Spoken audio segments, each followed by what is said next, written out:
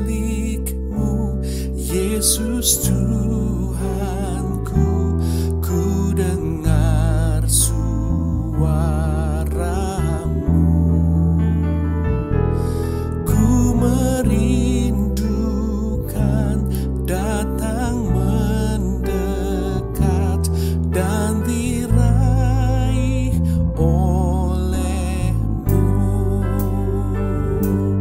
Aku hamba-Mu, Kau sucikanlah oleh kasih karunia, hingga jiwaku memegang teguh kehendak-Mu yang mulia. Raih daku dan dekatkanlah pada kaki salib-Mu. Raih daku, raih dan dekatkanlah ke sisi-Mu, Tuhanku.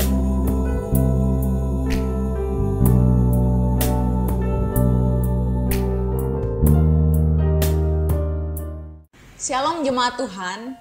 Pada kesempatan ini saya rindu men-sharingkan firman Tuhan yang akan menyapa hidup kita di pagi ini. Dan tentunya saya berharap firman ini akan menguatkan setiap kita yang ada di rumah masing-masing. Sebelum itu mari kita bersatu dalam doa. Bapa di surga, kami bersyukur pagi ini Tuhan membangunkan kami dengan kondisi kesehatan tubuh yang baik. Dan bahkan Tuhan memberikan kami kesempatan untuk sama-sama mendengarkan firman Tuhan. Tuhan berkati dan Tuhan tolong kami agar kami boleh mendapatkan berkat melalui kebenaran firman-Mu. Di dalam nama Tuhan Yesus kami berdoa dan mengucap syukur. Amin. Saya mengajak kita semua untuk membuka Mazmur pasal 88 ayat 1 sampai 19. Namun saya akan membacakan ayat 2 sampai 4 saja. Mazmur 88 ayat 2 sampai 4. Ya Tuhan Allah yang menyelamatkan aku, siang hari aku berseru-seru, pada waktu malam aku menghadap Engkau. Biarlah doaku datang ke hadapan-Mu, sendengkanlah telinga-Mu kepada teriakku. Sebab jiwaku kenyang dengan malapetaka, dan hidupku sudah dekat dunia orang mati. Jemaat terkasih, ayat yang baru saja kita baca ini menggambarkan tentang penderitaan pemazmur, tentang pergumulan hidupnya yang tak kunjung dijawab oleh Tuhan. Mazmur ini ditulis oleh Bani Korah, para pemimpin pujian. Bani Korah yang hidupnya untuk melayani Tuhan, menuliskan Mazmur ini untuk menggambarkan penderitaan yang sedang ia alami. Gambaran penderitaan pemazmur ini, dia gambarkan seperti orang yang hidup di dunia orang mati.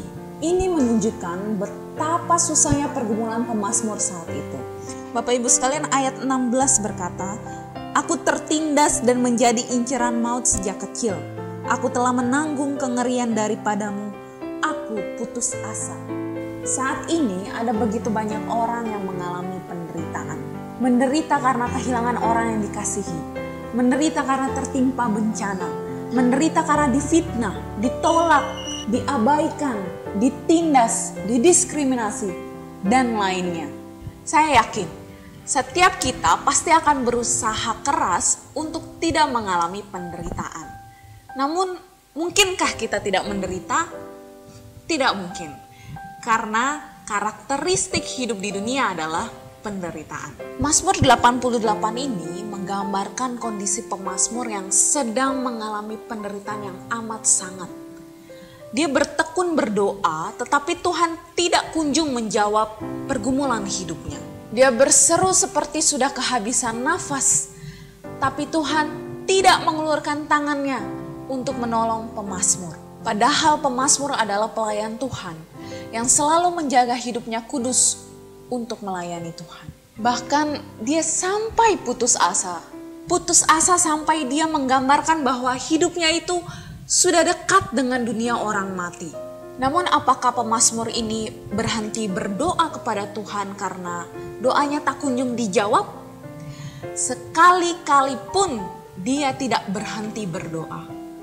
Alkitab dengan jelas menegaskan bahwa pemazmur tetap berseru kepada Tuhan. Bapak Ibu sekalian, kita dapat melihatnya di ayat yang kedua, ayat yang ke-10 dan ayat yang ke-18. Itu menunjukkan waktu setiap hari di mana pemazmur berseru kepada Tuhan, meminta Tuhan menolong dia. Sekalipun doa si pemazmur ini tidak dijawab Tuhan, dia tetap terus-menerus setia berseru kepada Tuhan. Bapak Ibu sekalian, apa yang menjadi dasar pemazmur untuk tetap berseru kepada Tuhan di dalam pergumulannya ini? Ada di ayat yang kedua. Ya Tuhan Allah yang menyelamatkan aku. Pemazmur tetap yakin bahwa Allah adalah keselamatan di dalam hidupnya. Sekalipun pergumulan kehidupan pemazmur amat sangat berat, dia tetap percaya kepada Allah. Dia tetap berharap kepada Allah yang adalah keselamatannya itu. Sehingga dia berseru siang dan malam. Dia menghadap kepada Allah siang dan malam. Jemaat terkasih, hal ini merupakan teladan hidup bagi kita semua. Pemazmur yang dulu saja memiliki pengharapan dan keyakinan yang teguh kepada Allah. Apalagi kita yang sekarang hidup di zaman ini. Kita yang sudah mendapatkan janji keselamatan itu. Roma 5 ayat 3-5 berkata, kita malah bermegah dalam kesengsaraan kita, karena kita tahu bahwa kesengsaraan menimbulkan tahan uji, dan tahan uji menimbulkan pengharapan, dan pengharapan tidak mengecewakan, karena kasih Allah telah dicurahkan di dalam hati kita oleh Roh Kudus yang telah dikaruniakan kepada kita. Ada begitu banyak hal yang membuat kita bergumul dengan susah saat menghadapi situasi sekarang ini. Kita tidak akan tahu kapan situasi sekarang akan berhenti. Namun satu hal yang pasti Bapak Ibu sekalian, Tuhan memberikan Roh Kudus-Nya di dalam hidup kita masing-masing, supaya kita tetap berharap teguh kepada Allah yang hidup itu. Kita tetap percaya penuh kepada Allah kita. Tetaplah berseru kepada Allah setiap harinya, seperti yang dilakukan pemazmur. Sekalipun doa kita belum dijawab Tuhan, tetaplah setia dan terus percaya. Tuhan Yesus memberkati. Mari kita bersatu dalam doa. Bapa di surga, kami bersyukur untuk firman-Mu yang sudah menyapa kami di pagi ini. Kami percaya Tuhan, firman Tuhan yang kami dengar ini menjadi firman yang menguatkan kehidupan kami. Biarlah Tuhan tolong kami agar hidup kami bisa seperti hidup pemazmur yang terus percaya dan setia kepada Tuhan sekalipun Tuhan belum menjawab doanya. Ini doa kami, ini permohonan kami. Biarlah Tuhan yang menopang hidup kami selalu. Dalam nama Tuhan Yesus kami berdoa. Amin.